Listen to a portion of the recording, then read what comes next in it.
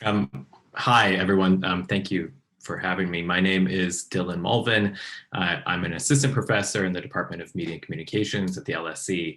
It has been such a delight to be here today and to see all of your work, and super inspiring and exciting to see the next generation of feminist scholars. It's my privilege to introduce Dr. Amy Hasinoff today.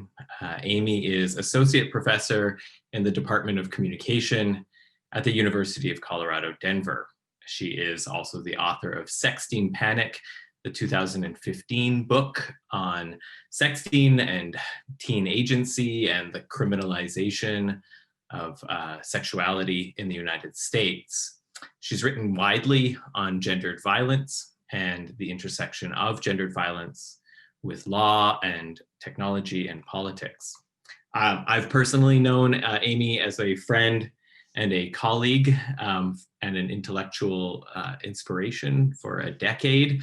And she's somebody I turn to as a model when thinking through issues of gender, consent, privacy, and the politics of technology. Like so many of you, Amy is also a cultural studies scholar. And like all great cultural studies scholars, she takes the construction of common sense as a kind of starting point of her interrogations.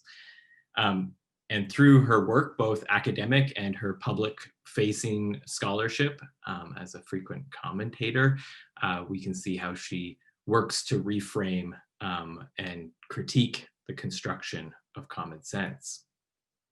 Today's presentation continues that work, and her presentation takes apart the common sense construction of so-called revenge porn, which is a noxious name for image-based sexual abuse. We have time at the end of Amy's talk for about 15 minutes of Q&A, so please do continue to avail yourselves of the question and answer box down there. And please, in your tiny isolated bubbles, join me in welcoming Dr. Amy Hasinoff to the symposium. Amy, welcome. Hi, thanks so much. That was great.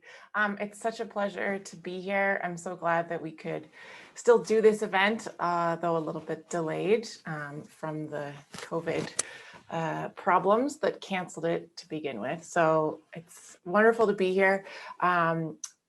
It's 8:30 in the morning in Denver, so unfortunately I've not been able to attend all of your panels so far, but I read the abstracts and they looked amazing, and I was really sad that I wasn't able to go because they just look fantastic. And I'm excited to hear more about your projects if we have time in Q&A, and to connect with you all otherwise, which it just sounds like it's been a wonderful day. And so I want to thank all the organizers for putting this together, and for everyone for coming and changing to this Zoom format after our initial event got canceled. So I'm glad we can still do it and have this conversation.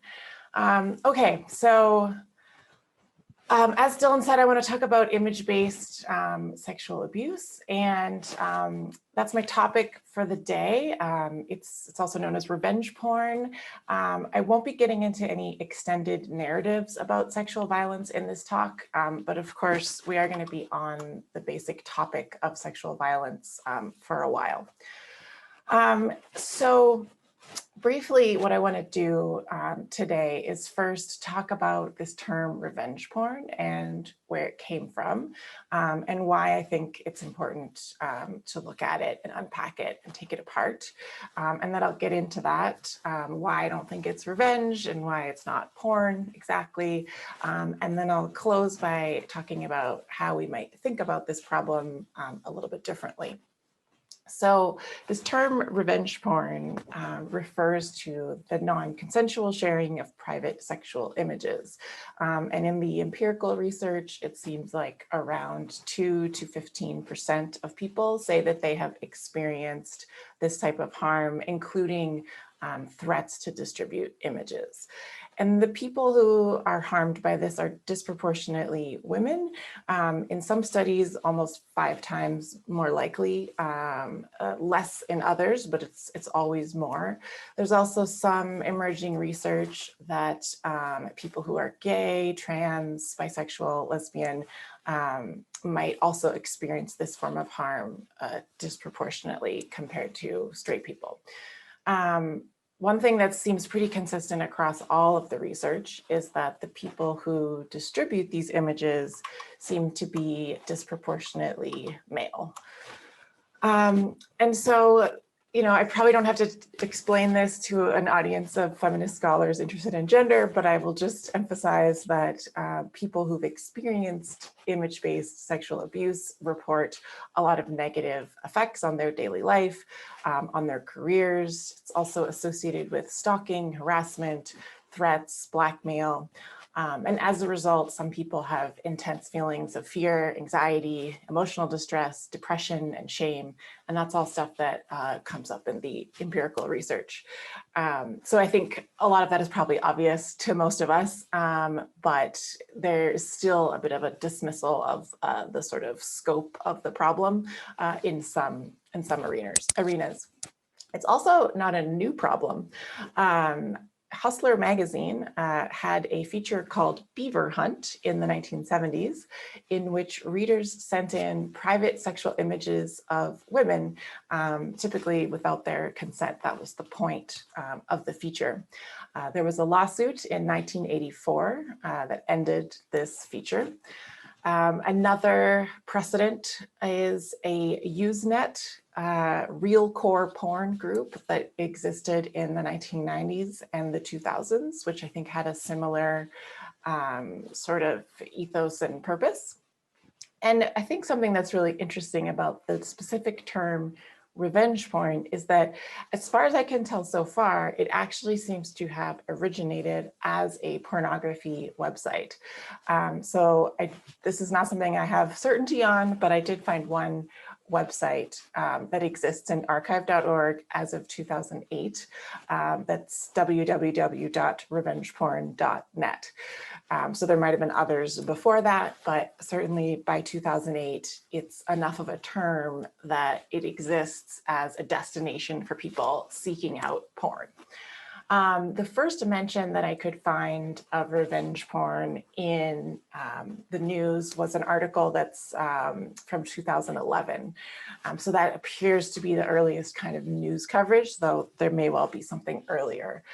And in 2012, this is when the term really starts to get taken up. And I think, as far as I can tell, that it starts with Holly Jacobs, who herself is a survivor of this image-based sexual abuse.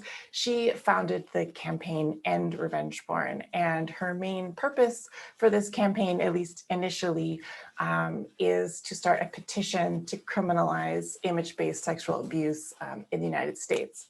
And so her campaign is later folded into a broader organization, the Cyber Civil Rights Initiative, which, by the way, I will just mention is a very useful resource for anyone who's dealing with online privacy violations right now, or if you know someone who's dealing with this. That's the Cyber Civil Rights Initiative. It's an online resource that's US-based, but gets a little broader too. And so in the news, revenge porn really becomes a thing in 2013, sort of, I think, mostly as a result of Holly Jacobs and her campaign to sort of popularize this problem and raise awareness about it. The media coverage seems to peak in about 2015, probably because of all the new laws that are being passed at that time and currently until today, as well as some social media platform initiatives to sort of respond to the problem. And in fact, if you look in any news databases, it's still making headlines today in 2020. So revenge porn, I think, is obviously kind of a terrible term on its face. There's probably nothing surprising to most of you about that statement, that this term revenge porn is terrible. But I think it has these sort of very clear ideological and empirical problems that again are really obvious when you start thinking about it.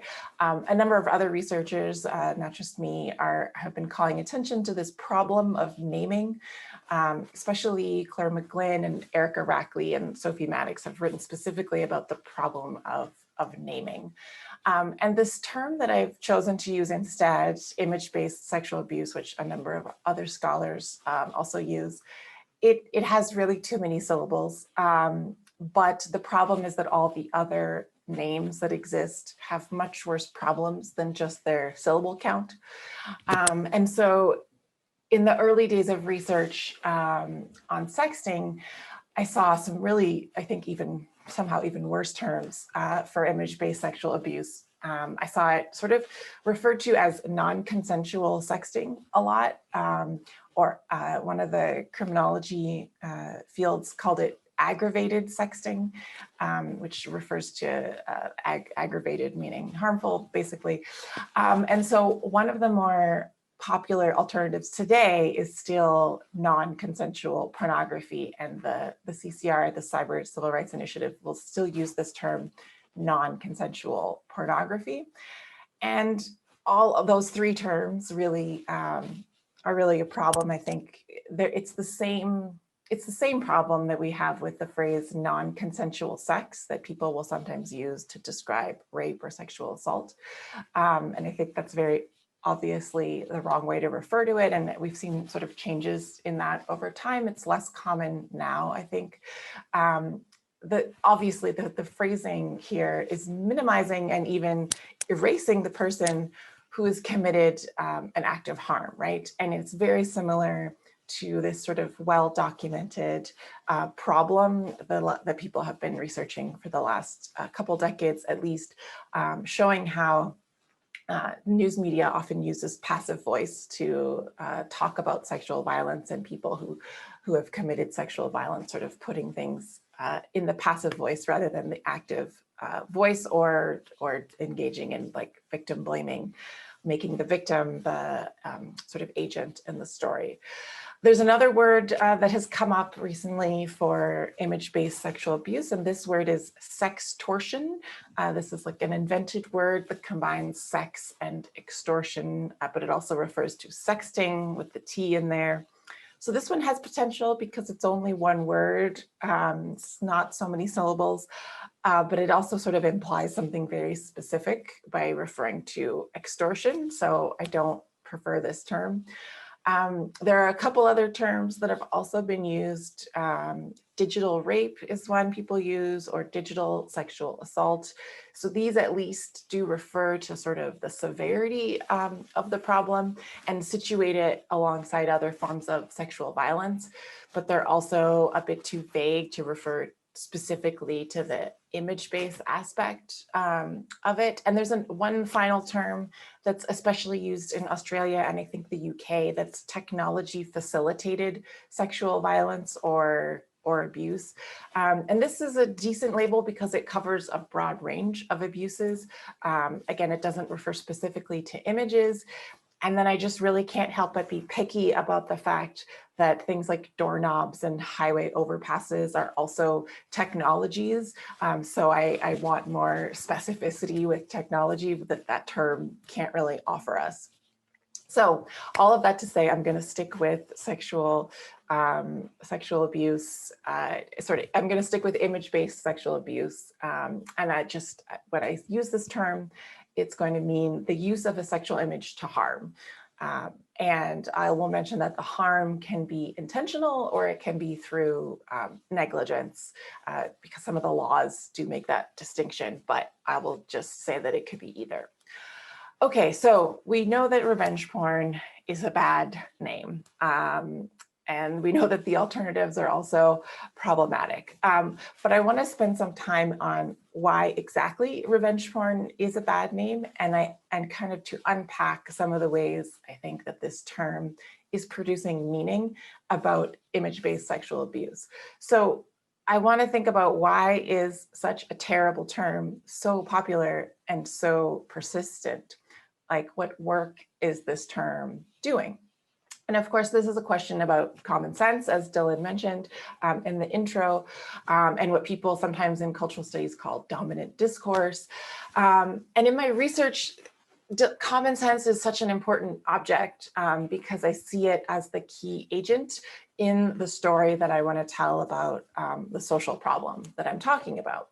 And this makes the story much less about any individual person and more about the shared understanding of a problem and its solution. And this common sense is typically sort of a consensus that emerges through this struggle between institutions, legal, cultural, political, etc., media, as they speak to and about one another. And what's interesting, especially about common sense, is that it can change over time. And this set of assumptions that exist, it seems to influence what institutions can say and still be recognized as reasonable and legitimate. And so this is sort of this is a basic cultural studies perspective, which I understand a lot of you are working in. And of course, I'm thinking about power here as something that is dispersed and negotiated among a network of interrelated groups of interests and actors. And so with common sense, everyone kind of has to draw on it, even while they're changing it or trying to change it and transforming it. Otherwise, they're not going to be heard or recognized as a legitimate part of sort of the mainstream debate. So my point here is that understanding the common sense assumptions that are adhering to any social issue seems to be a prerequisite for changing how we might think about that social issue and respond to it. And I know I'm speaking today to many fellow researchers who are interested in social problems. And I would urge you that no matter what approach you might be taking to that problem, I want to suggest that if you aren't already, it might be worth seeing if it adds anything to your project to think about how both the problem and the typical solutions to the social problem you're interested in are commonly understood. Okay, so why is it not revenge? What's wrong with the revenge in revenge porn? In many cases, it's instead a form of intimate partner abuse. Most people know the person who is abusing them. It's often not a stranger from the internet. And the majority of people who commit image-based sexual abuse are either former or would-be romantic sexual partners. And typically they are using sexuality to humiliate, intimidate, harass, and control their victims. In many cases, image-based sexual abuse occurs within relationships that are abusive in other ways. In one study on this, about 80% of victims reported that the person who shared their images also made threats, engaged in stalking or harassment for a number of weeks or months, and nearly half were physically and or sexually assaulted by the same person who shared their images. So I think it's really important to see this issue as one of intimate partner violence typically. The problem with the term revenge is also that it frames the harm as the victim's fault by implying that they did something wrong and that they deserve the abuse. So this term implies that this kind of violation of image-based abuse is in fact a rational response to some kind of personal slight or dispute, and that it reflects an implicit assumption that the person deserved the privacy violation, especially if they initially sent images to the person who distributed them. And in over 10 years of studying sexting, I have definitely seen a shift in the discourse away from completely blaming people who share sexual images that later get distributed to only mostly blaming people who share sexual images. So, I mean, honestly, there has been a bit of progress. There is more acceptance, I think, now compared to 10 years ago or 12 years ago when we first saw media attention to sexting, that consensual sexting is potentially not absurdly risky and dangerous, because that was the initial discourse, that it was an absurd, dangerous thing to do. And now it's sort of just seen as kind of unsafe, but the understanding is that people do it. And so at the same time, there's still even today, a lot of blame and kind of I told you so for people who do share sexual images with someone they trust who later distributes them. But there is somehow, it feels like a little bit less. Don't have empirical data on that, but that's my kind of impression of the world of media and policy about this issue. So I think the persistence of this term revenge porn really illustrates our deep commitment to victim blaming by referring to it as revenge, because it really implies that someone deserved that abuse. And I think that's another thing that's interesting about the term is that it makes clear that the name itself is from the perspective of the person who is committing the act of abuse. And so this word revenge, of course, can refer to a justified act of retaliation or to some kind of excessive overreaction. But either way, it really implies that the person who is doing the abuse is simply reacting to something bad that the victim did. So it replaces an attempt to control, abuse, or manipulate with sort of a more sympathetic story from the perspective of the person distributing the images, that they just got angry and lashed out and that they were just reacting rather than purposefully abusing. And so, to be fair, I will say that the legal response to image-based sexual abuse has been to position it as an act of unjustified violence rather than just so-called justified revenge, because the main approach has been to slot it into the sort of existing framework of sex crimes. Between 2012 and 2020, almost every US state has passed a new law criminalizing image-based sexual abuse. And then the UK passed one in 2015. Each one is a bit different and has some very specific requirements. But what's interesting, I think, is that the revenge framework is actually still with us in the legal system because the victim blaming remains such a problem still.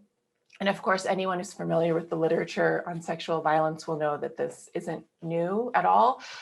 It's just the same problem that has been transferred to a new medium because, of course, why wouldn't it be? There are lots of reports of police officers sort of dismissing reports from victims, and conviction rates are still very low.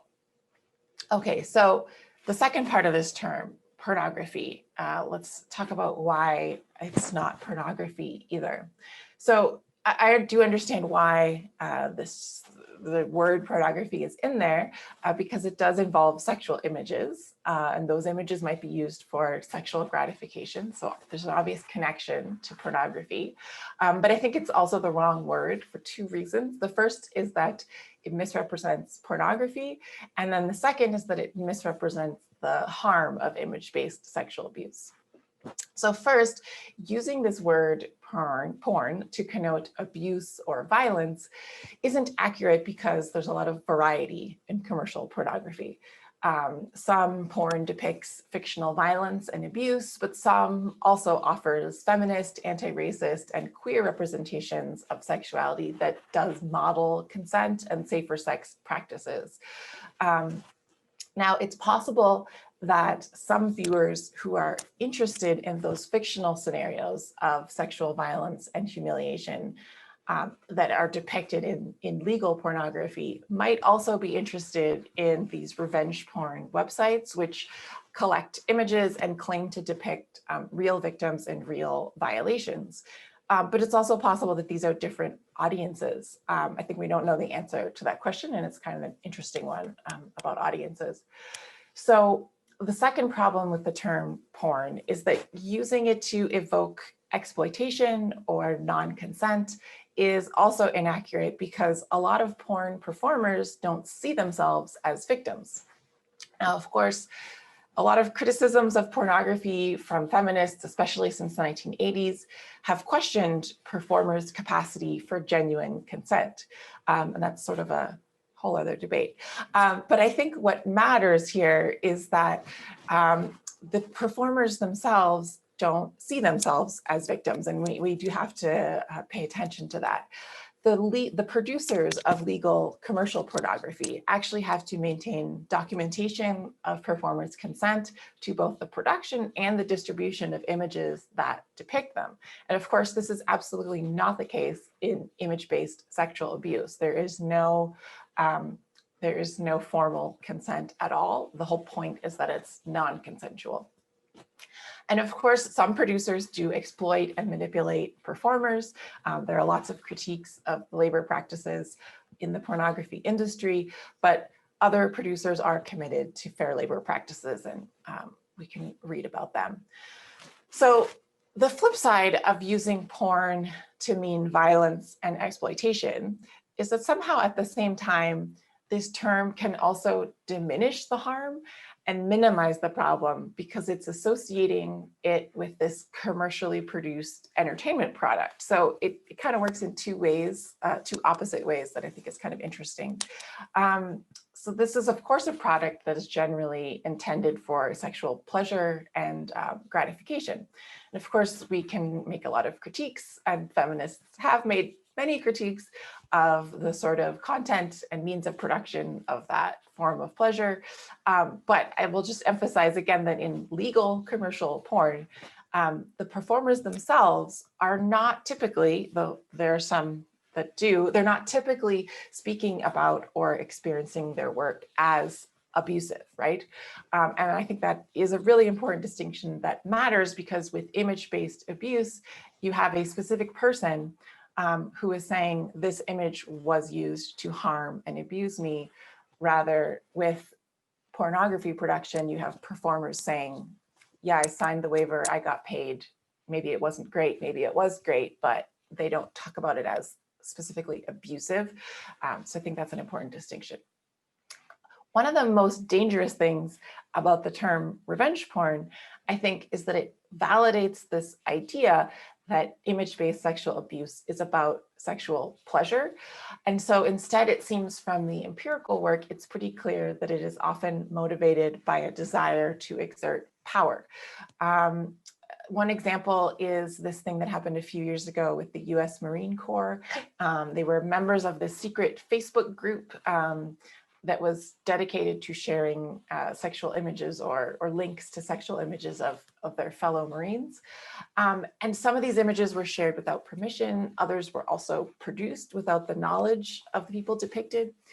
And I think what's important here is that if these, if the goal of these people who made the group, if their goal was sexual gratification, they could have just shared like legal pornography, which is widely available, to say the least, on the internet, right? But instead they chose to share images of people they worked with. So the specific appeal seems to be sharing and even creating sexual images of their female coworkers without their permission. And so they seem to be taking pleasure in violating the sexual agency and autonomy of their coworkers, turning them into sex objects and exerting power over them.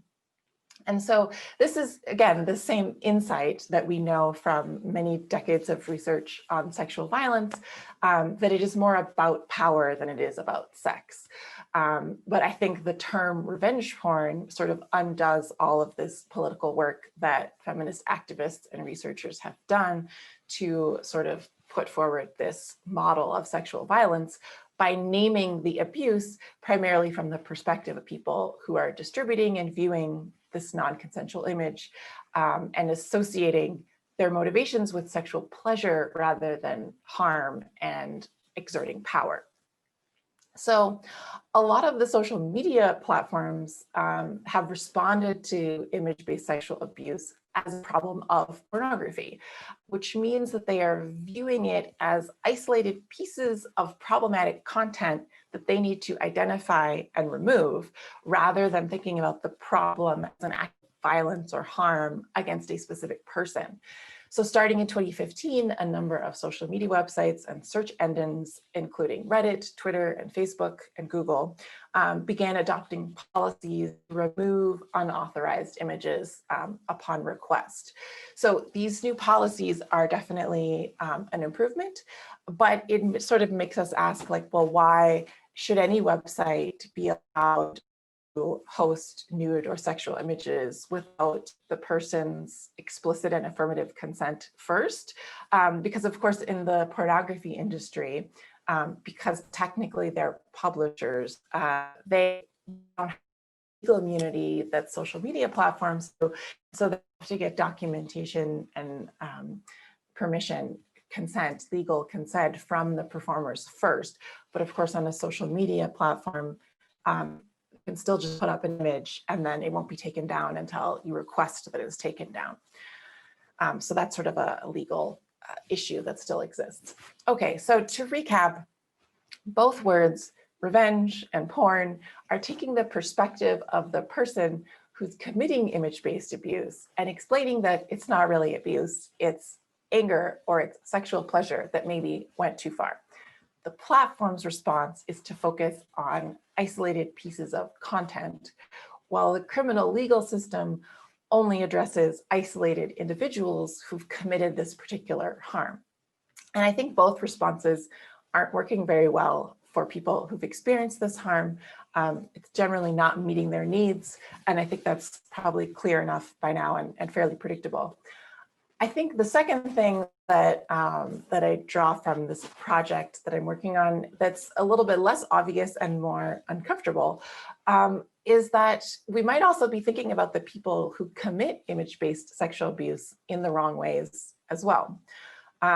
So when I first started researching this problem, I have to admit, I viewed these people who distribute sexual images without permission kind of as monsters.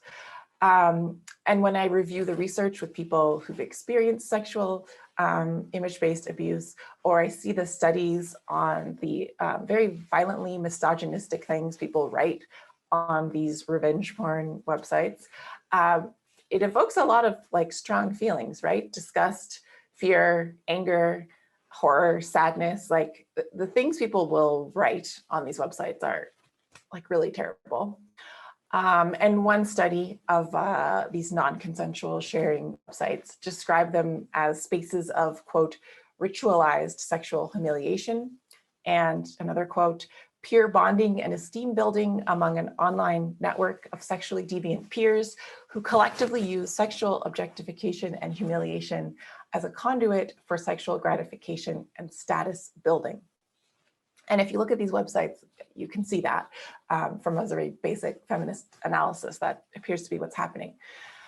And I do totally understand this perspective because you read what they write and it's really terrible.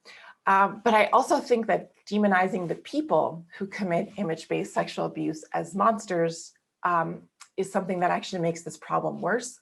And here I'm drawing on the insights of a lot of prison abolitionists, especially those who write about sexual violence. This sort of bad apple or lone wolf model of sexual violence that we have in both the criminal legal system and the social media platforms, of course, it's not solving anything, right? Because they aren't addressing this as a social or collective problem. They're just addressing it as an individual problem.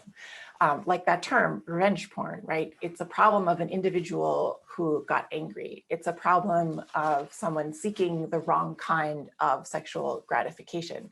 The term itself, right, encourages us to see it as this isolated individual problem rather than a collective problem.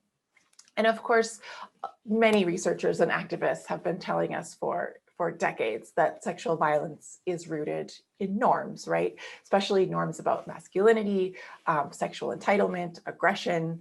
And this is something we've seen too as part of the Me Too movement in the last couple of years.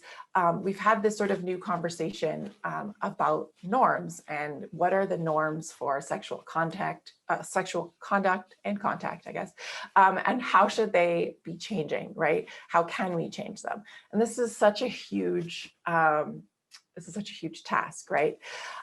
We've also seen some celebrities and politicians, I think, leveraging norms as a defense, which is very, I think, an interesting thing to think about. So there's a Harvey Weinstein quote who, and when he said, quote, I came of age in the 60s and 70s when all of the rules about behavior and workplaces were different. That was the culture then. So it's really tempting to read this comment as sort of an empty excuse, sort of as this sort of very obnoxious, like fake apology or non-apology for really bad behavior. But at the same time, it also provokes this question: how could we take this claim seriously? That we've actually, from the feminist activist and research side, we have been saying for decades that norms are such an important part of sexual violence, and yet we have this this high-profile figure saying, "Don't blame me; it was the norms." So how do we square that circle, right? How do we hold people accountable, but also address the context? How do we do those two things at the same time? I mean, I don't have an answer exactly, but I think asking this question is really important. And I think it's an important question for image-based sexual abuse in particular, but also for any kind of harm and any kind of social problem you might be looking at. What do we lose and what do we gain if we really understand the harm or the problem as both as much an individual problem as it is a structural problem? Again, this is a huge task, right? One approach that I've become interested in recently is restorative and transformative justice. And I think the power of these frameworks is, rather than just punishing people who commit harm, restorative justice invites them, alongside the communities that they exist in that might have facilitated or enabled that harm, to repair the harm and to work on changing the conditions so it doesn't happen again.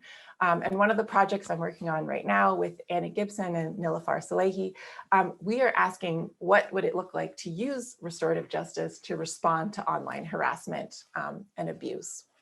And in another project with Cecile Harder, we're analyzing Danish police cases of people convicted of image-based sexual abuse. And we're finding some very interesting things that, though about half of them do sort of reflect this violent misogyny to some extent, and they don't seem to have any ability, or at least in these police interrogations, they're not understanding that they're responsible for harm. But almost half of them do express some kind of shame or regret and have tried to repair some of the harm that they've done to people.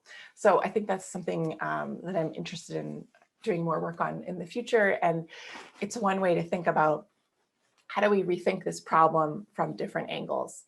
So if we grant that social behaviors are shaped by social norms, and I think probably all of us here today do, then we should be very skeptical and dissatisfied by any responses to social problems that don't directly engage in changing social norms.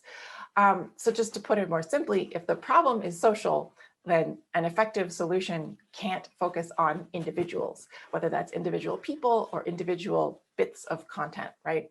And criminalizing people who commit image-based sexual abuse, taking images down one at a time, it's not changing norms. So just to close, I'll say that I think if solving social problems requires changing norms, then analyzing and critiquing common sense is a really important activist tool that we can use for achieving those goals. And if we have time in the Q&A, I would love to hear more from some of you about how your projects are analyzing and challenging and rethinking common sense. Thank you. Hi, Amy. Thank you. Thank you so much. I will ask anybody who has a question to get that into the question and answer box now. I wonder, given the kind of longevity of your work and your investigation into these questions, especially in the legal sphere, if you can say a little bit more about the different legal responses to sexting and to image-based sexual abuse, and whether you think the legal differences matter, and if there, do you think, I guess the question is, do you think that there were lessons learned from the legal response to sexting that have been incorporated into some of the legal or policy responses to image-based sexual abuse? Lessons learned by who? Policymakers, I guess. Oh. Oops, sorry. No, no. I was just trying to understand who Yeah. are we talking about, right? Yeah. Oh man. Okay, so the legal responses have been, in a way, like completely predictable. And yet somehow, like, I did find myself surprised sort of following this over the last 10 years, like how quickly image-based sexual abuse was criminalized. And I shouldn't be surprised because, especially in the US, it's usually like, it's a very bipartisan issue. Like, you know, Democrats and Republicans are typically on the same side when the question is, should we criminalize something new, right? So there's sort of infinite money and resources, it appears, in the US for making new things illegal. At the same time, there was so much discourse about how the victims are to blame for this, that part was surprising, that people sort of got on board, and by people I mean policymakers, got on board with criminalizing when, especially at the time a lot of these laws were first passed, there was still this overwhelming discourse that anyone who takes a sexual image basically should expect it to be distributed, that they're to blame for this, right? And so in that sense, it is surprising that that policymakers were willing to see this as a form of sexual violence. And then sort of the laws that we ended up with in the US, and of course, every state is slightly different. Some of them, they're all over the place. Some of them require clear intent to harm, which is very difficult to prove unless you have like text message receipts saying explicitly, like, I am sending this image out to harm you specifically, or something like that.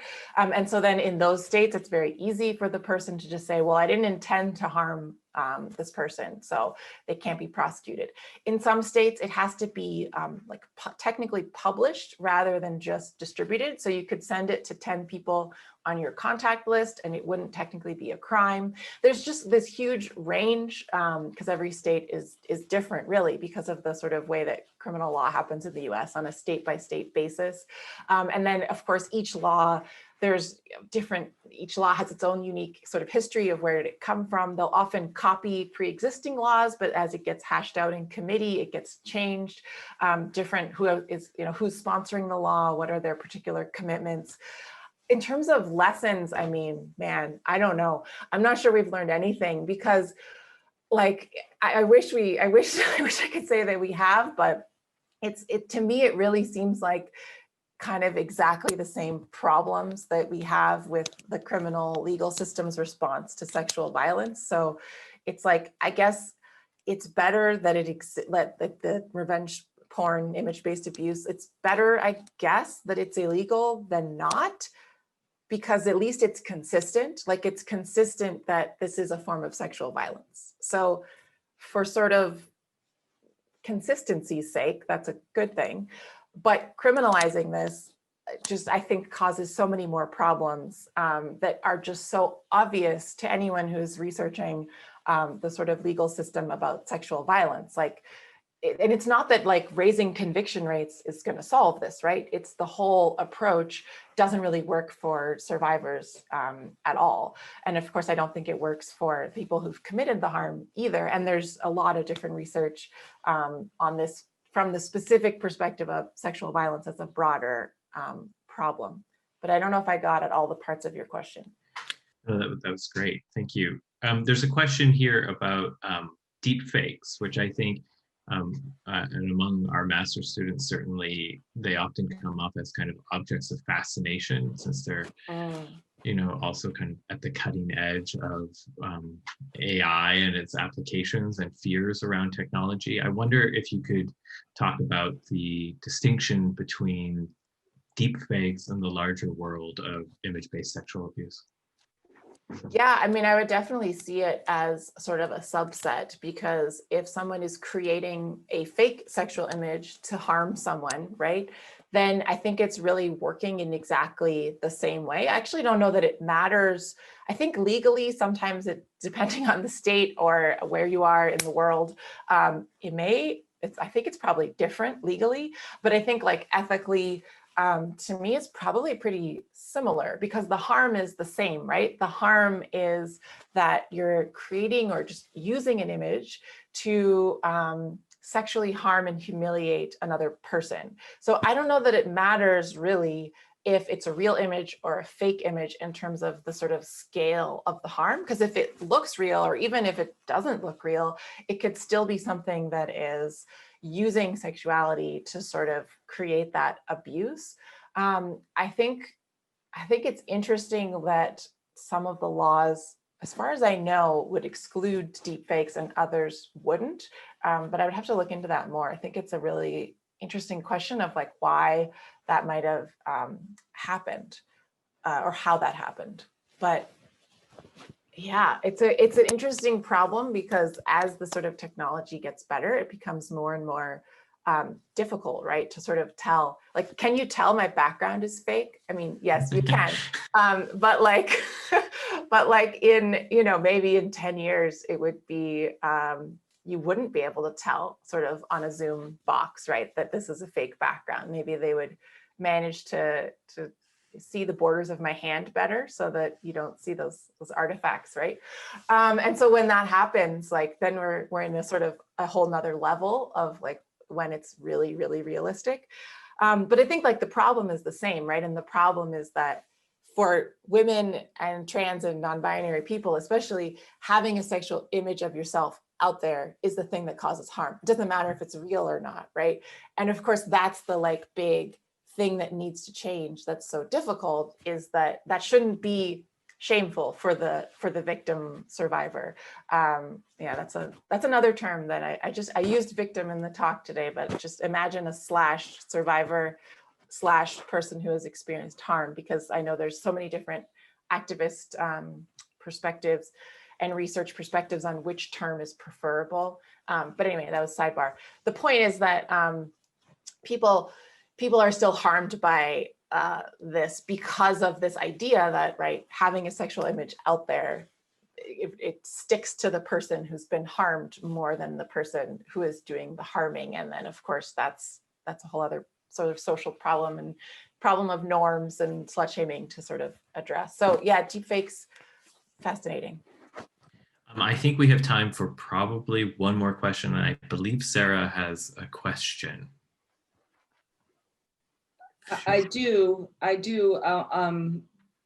can't write it in the, hi Amy, I can't write it in the Q&A because I'm on panelist, and I'll just make it really quick because I know we're wrapping up. But I just was, thank you for your talk. It was super interesting, and I love the sort of genealogical approach you're taking to this.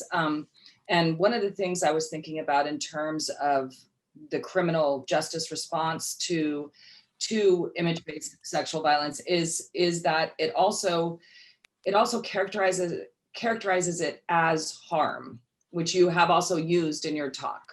And in what I would consider, like you suggested, a much more social and structural context, especially online, of networked misogyny, harm means something different on different bodies, and humiliation and shame and violence means something different depending on, as you just said, if you're trans or you're non-binary or you're non-white. And so I was wondering if you have kind of thought about, in your genealogical approach to thinking about unpacking the common sense of this term, this problematic term, revenge porn, how do you talk about differences of harm within that act of violence? Yeah, thanks for the question and comment. That's a great point. So I think harm is a tricky term, and I agree with you that it's flattening, right? And I think that's what I'm hearing in your comment, and I totally agree that it's.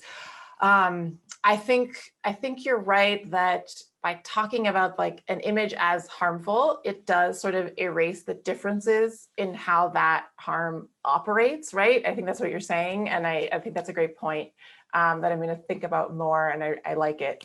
So thank you. But yeah, this idea that like that if we use the word harm, that we're sort of we're assuming that it's the same for everyone, and I think like it's not intentional, right? But I really like your point that it does sort of work in that way. And I think also what's it's reminding me of the fact that for some people who've experienced what is legally image-based sexual abuse, they actually don't experience it as harm at all. And that's really interesting too, because they're approaching it from sort of a different perspective. And we shouldn't assume as researchers or activists that harm is going to be the same for everyone. Both it's going to be worse for some people. It's going to maybe be not experienced as harm at all, which is, I think, such an interesting thing to think about. But I'll definitely think about that more. So thank you. That's really helpful. Thank you, Amy. Thanks, Sarah.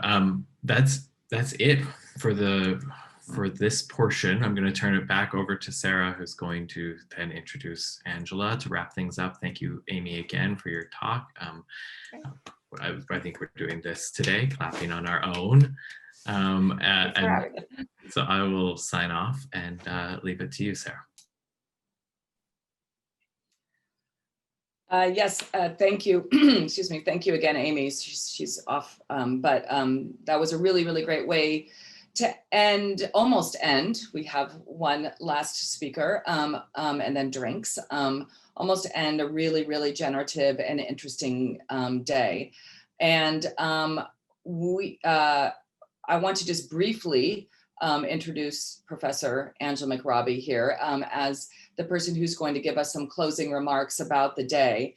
And I want to reiterate what I said at the beginning of the day, which was this idea of building community, a feminist community that was, between different kind of communities within the UK and elsewhere, but really focusing on PhD students and the kind of work that they're doing and the ways in which they are pushing at the boundaries of feminist thinking and feminist theory. This idea came from Angela. And it came from Angela in a series of conversations that Roz Gill, Joe Littler, and I have had with her. And I think it's quite obvious from the day that Angela's work has influenced all of us in different ways. And her work on feminism and girl culture and sexual subjectivity has been, it's, kind of a vast understatement to say that it's been influential in the realm of feminist theory. But I also think that what is such an important thing to remember about Angela's work is that she always connects her feminist thinking and her feminist theory about things like neoliberalism and subjectivity with an ethics of care and thinking about welfare in particular. And that is what I see as the core of the impetus for her to create this kind of community. Is it's an ethics of care and of feminist care, and thinking about how we can continue on with this kind of feminist community, presenting our work to each other, being interlocutors for each other, and being mentors for each other, which is what Angela, I know, has been for all of us. And I can, think I can speak on behalf of Joe and Roz, especially for the three of us in terms of our own thinking about feminist theory, about sexual subjectivity, about girls and women, about popular culture, about neoliberalism, and about care and what it means to care in a feminist way. So it is, the most appropriate thing to have Angela McRobbie give us some closing remarks on this day. And I hope you all join me in thanking her for this idea in the first place, because it really has come to fruition in such a beautiful and intellectually stimulating way. So thank you, Angela, and I'll turn it over to you. Thank you so much, Sarah. And I hope people can hear me. This is my first engagement with the world of Zoom and conferences, because for 6 months I was out of the loop. So I'm a little bit rusty on the technology, but I'd like to start off by saying that I'm absolutely delighted to be able to contribute to this summing up at the end. And what really has struck me as so interesting is the breadth of the topics, the way in which they interrelate, the sophisticated range of methodologies, and the foregrounding of areas of practice within the landscape of the PhD that I haven't myself really thought through. So I feel as though I've really learned a lot today. It's been so rich and so interesting. And I've got 3 or 4 points to make here that I offer these in the spirit of a kind of instant rapid response with enthusiasm, in every as fulsome enthusiasm as I can possibly articulate. And I think the first point to make is that I was very struck by how so many of the presenters mentioned themselves in terms also of activism, and that doing a PhD is comfortably connected to being involved in forms of feminist activism. And on the one hand, that might well have been the case in the past. But when I think right back to my own early days in Birmingham, there was definitely a sense in which these two things weren't compatible. If one was going to be an activist, for example, in the field of girls' work, as it was known then, that really meant leaving the academy. And as a result, one's feminism was forced to sit in a different way.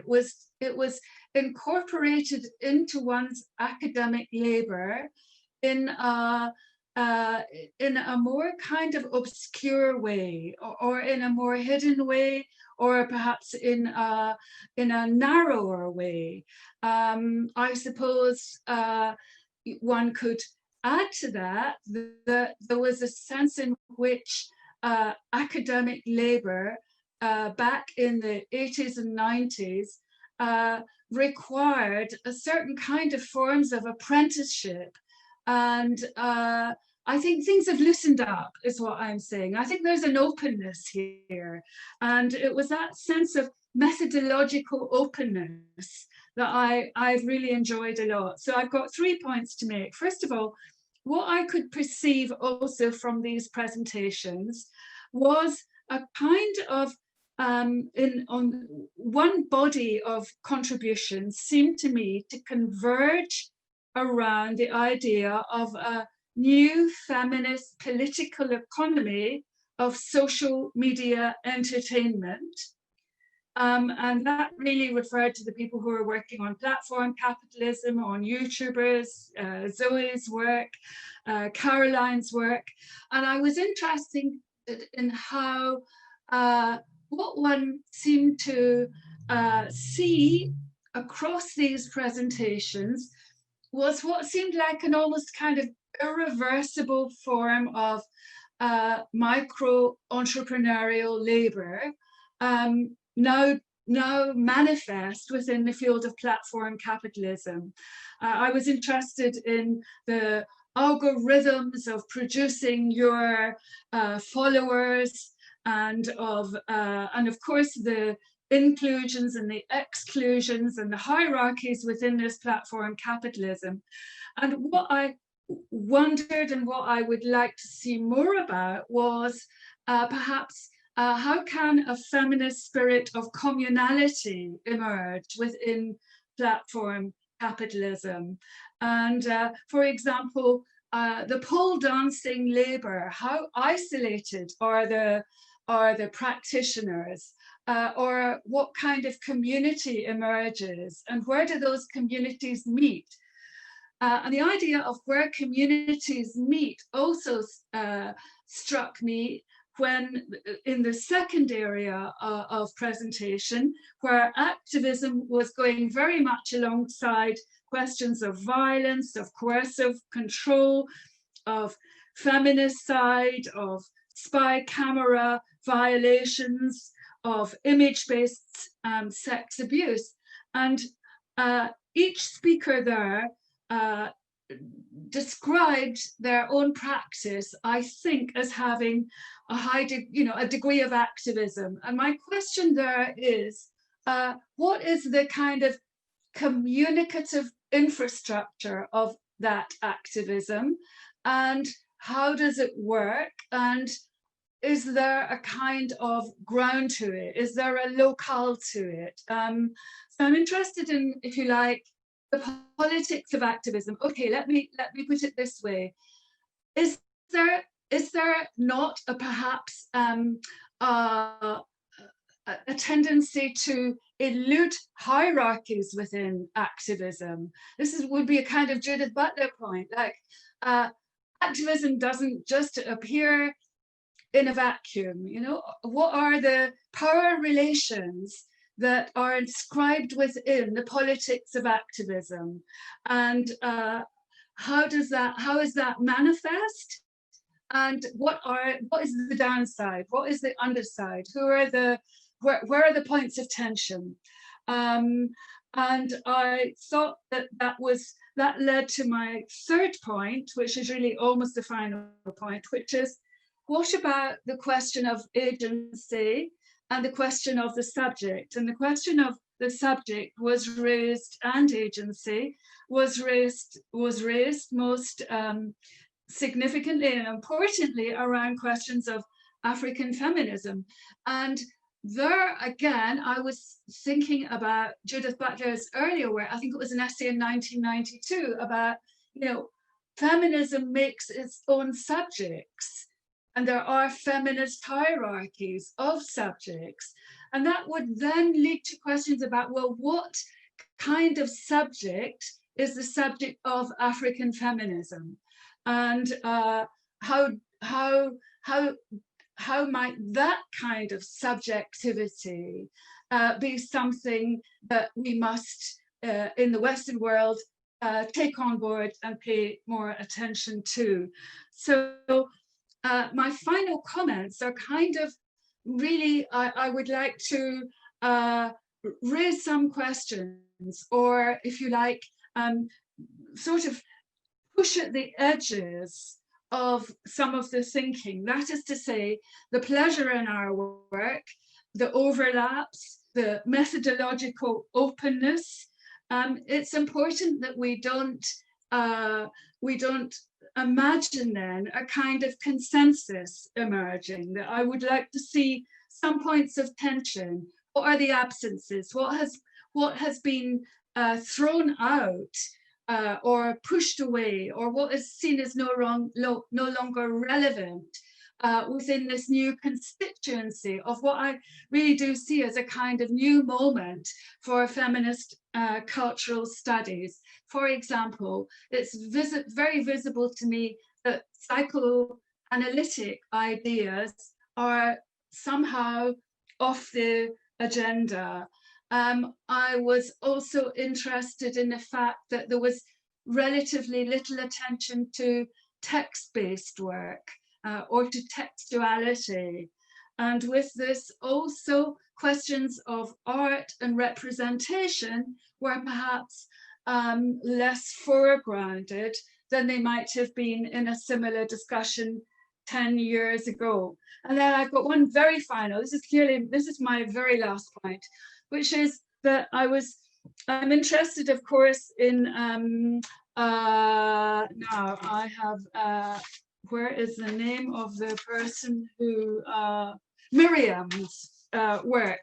Miriam's presentation on, investigated the terrain of Beyoncé. And I completely agree with almost everything Miriam said. And then I was actually thinking, okay, but is there not a way in which capitalism uses feminism for its own profit-making machine? And that kind of Black feminism is kind of, if you like, a new way, or a source of innovation to capitalism's growth machine and its consumer culture. And what are the consequences, or how does that resonate with altogether more hidden? Miriam did mention, of course, welfare poverty, but I was also thinking, what does it mean for areas like social policy? And this really also relates to activism. Seems more exciting. It's more dynamic. It's obviously much more connected to social media. But what about on the ground social policy, working with setting up safe houses? It was a kind of old-fashioned feminist social policy. So that's my final word. That's wonderful, Angela. Thank you so much. And lots that's there for us to talk about, I think, in the drink session, which is happening next. Just to wrap up practically, I wanted to say thank you, Angela, just as Sarah said, for being such an inspirational in both practical and intellectual terms. Thanks to everyone for coming, for all the participants, giving such great papers. So interesting to see so many commonalities between all the panels and the themes of empowerment and disempowerment that run through them.